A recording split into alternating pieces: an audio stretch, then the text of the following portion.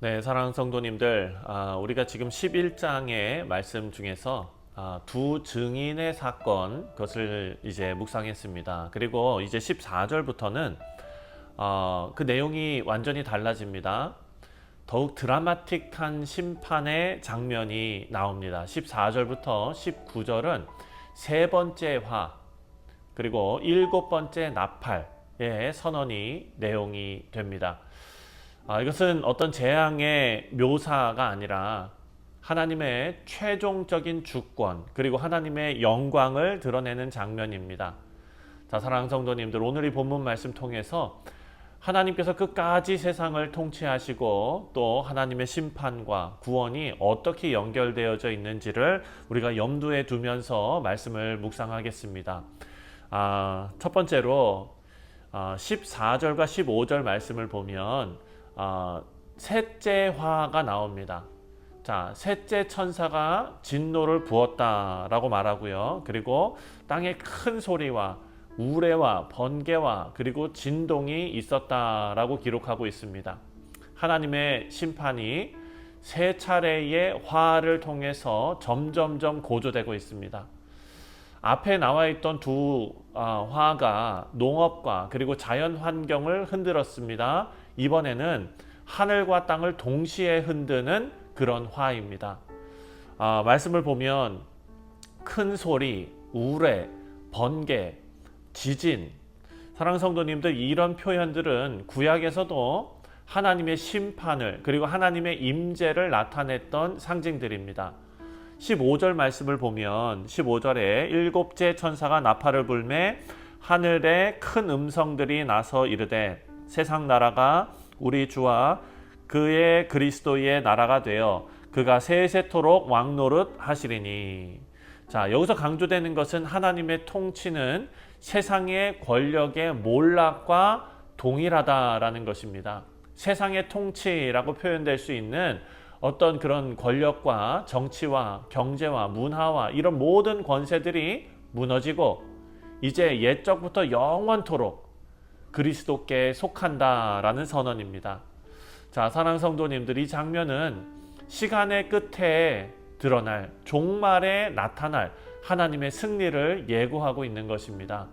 우리가 지금 살아가고 있는 이 자리에 고난이 있을지라도 이 하늘의 선언을 기억하시기를 바랍니다. 이 선언은 이미 하나님께 있으니 주께 있으니 라는 선언입니다. 하나님의 심판은 파괴만 있는 것이 아닙니다. 다 없애버리는 것만이 목적이 아닙니다.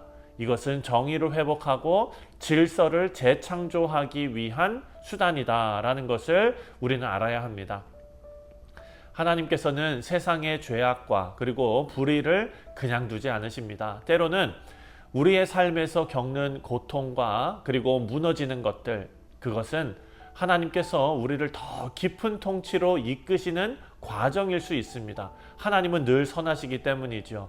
그래서 우리 주의 몸된 교회는, 그리고 우리 각자의 성도의 삶은 이 하나님의 장엄한 선언 앞에서 절망이 아니라 소망을 바라보아야 합니다.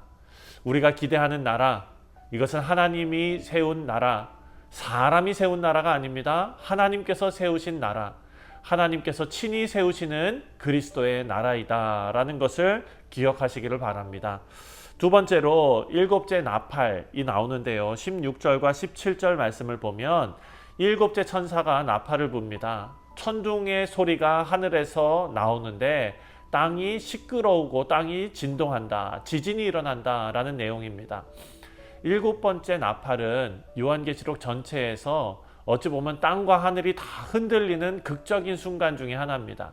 천사들이 나팔을 통해서 하나님의 뜻을 알리는 것인데 그 울림이 이 세상뿐만 아니라 창조 질서 전체를 흔드는 땅과 바다와 산과 모든 것이 흔들리는 그런 소리였습니다. 특히 18절 말씀을 보면 18절에 이방인들이 분노하며 주의 진노가 내려 죽은 자를 심판하시며 종선지자들과 성도들과 또 작은 자든지 큰 자든지 주의 이름을 경외하는 자들에게 상 주시며 또 땅을 망하게 하시는 자들을 멸망시키실 대로소이다, 이렇게 말합니다.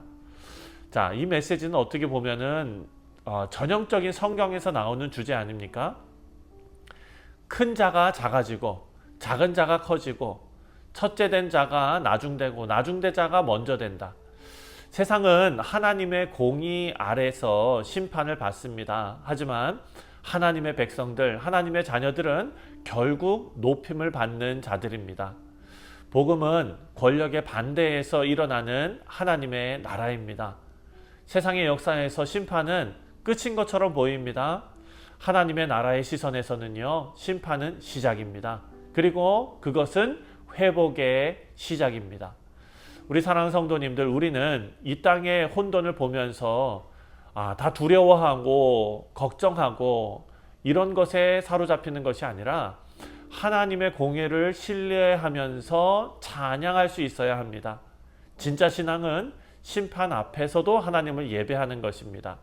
사랑하는 성도님들, 우리가 하나님 앞에 올려드리는 예배, 그리고 우리의 삶으로 드리는 이 예배는 현실을 도피하는 것이 아니라 하나님의 정의, 그리고 하나님의 영광을 보는 우리의 눈이 회복되는 것임을 우리가 깨닫기를 바랍니다.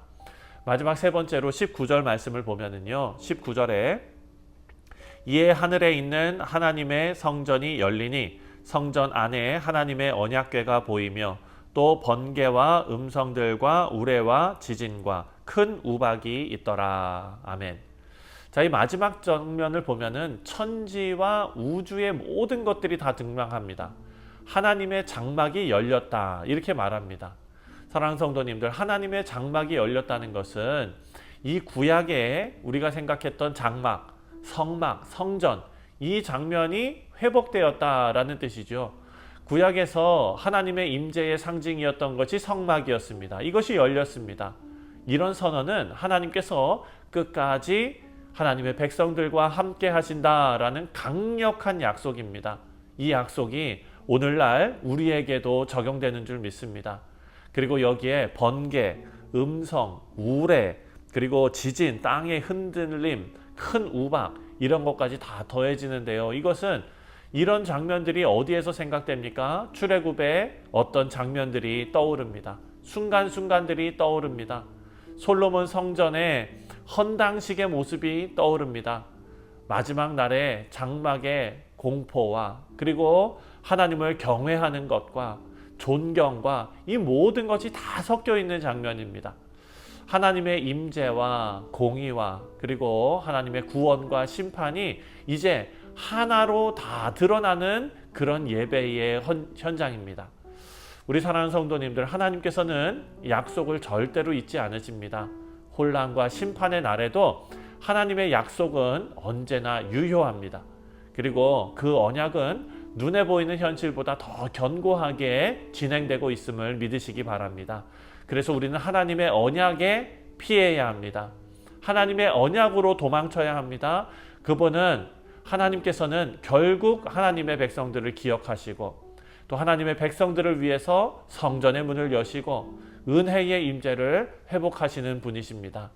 우리 성도님들, 오늘 본문은 우리에게 세상의 통치가 영원토록 우리 주 그리스도께 있을 것이다 라고 말합니다. 그리고 큰 우박이 있을 것이다 라고도 말합니다. 우리는 이 두 진리를 함께 살아내고 함께 외쳐야 합니다. 하나는 하나님의 승리고 다른 하나는 하나님의 공의입니다. 우리 성도님들, 하나님께서는 우리의 삶이 흔들릴 때마다 침묵하지 않으시고 또 우리는 하나님의 장막 아래에 있기 때문에 하나님께서는 우리에게 이미 통치를 약속하신 것입니다. 이제 오늘 아침에 우리 모두는 이 진리를 붙잡고 세상 앞에 서서 우리가 흔들릴지라도 하나님의 약속 앞에서 흔들릴 수 없는 존재다라는 것을 세상에 드러내시는 우리 뉴욕 성실장로교회 모든 성도님들 되시기를 주님의 이름으로 축원드립니다. 기도하겠습니다.